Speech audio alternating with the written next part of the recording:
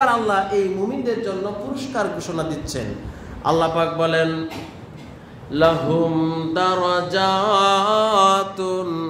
ইনদা রাব্বিহিম ওয়া মাগফিরাতুন ওয়া রিজকুন কারীম। আল্লাহু আকবার।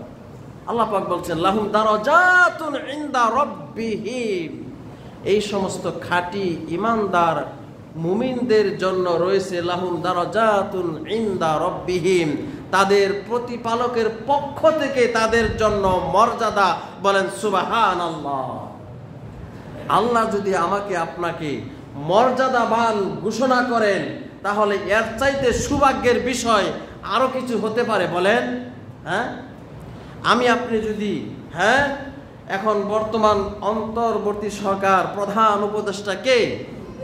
ডক্টর ইউনূস, তার কাছে যদি গিয়ে আমি সাক্ষাৎ করি, সে যদি আমাকে বলেন ধন্যবাদ একটা কাজের জন্য, তাহলে মনটা অনেক বড় হয়ে যাবে না?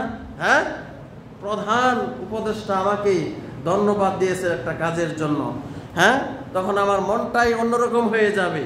তো ঠিক এরকম ভাবে খাঁটি ঈমানদার যদি হতে পারি, আল্লাহ আমাকে মর্যাদাবান বলে ঘোষণা দিবেন। তাহলে এর চাইতে সৌভাগ্যের বিষয় পৃথিবীতে আরো কিছু হতে পারে? বলেন। আর হতে পারে না। শুধু তাই নয়, আল্লাহ আপনাকে মর্যাদাবান বলে ঘোষণা দিবেন না, আরো কি? লাহুম দারাজাতুন ইনদা রাব্বিহিম ওয়া মাগফিরাতুন ওয়া রিজকুন কারীম। এক নাম্বার, আপনাকে আল্লাহ পুরস্কৃত করবেন, আপনাকে আল্লাহ মর্যাদা দিবেন, এটা।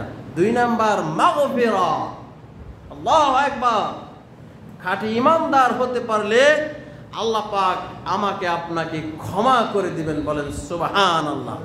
মাফ করে দিবেন, গুনাহ খাতা সব মাফ করে দিবেন। অন্য আয়াতে আল্লাহ বলছেন, শুধু মাফ না, আমার যে অতীতে গুনাহ বলি গুনাহ আছে, এই গুনাহ আল্লাহ তো মাফ করবেনি, যত গুনাহ করেছি সব আল্লাহ পাক নেকি দিয়ে পরিবর্তন করে দিবেন। বলেন সুবহানাল্লাহ। এটা হলো দুই নাম্বার। তিন নাম্বার আরেকটা পুরস্কার, ওয়া রিজকুন কারীম। আল্লাহু আকবার। সম্মানজনক রিজিকের ব্যবস্থা কে করবেন? আল্লাহ করবেন। আল্লাহু আকবার, আল্লাহু আকবার। খাঁটি ঈমানদার হতে হবে। শর্ত কি? খাঁটি ঈমানদার। ওই যে আল্লাহ ঘোষণা দিয়েছেন, উলাইকা হুমুল মুমিনুনা হাক্কা, এরাই হচ্ছে খাঁটি ঈমানদার।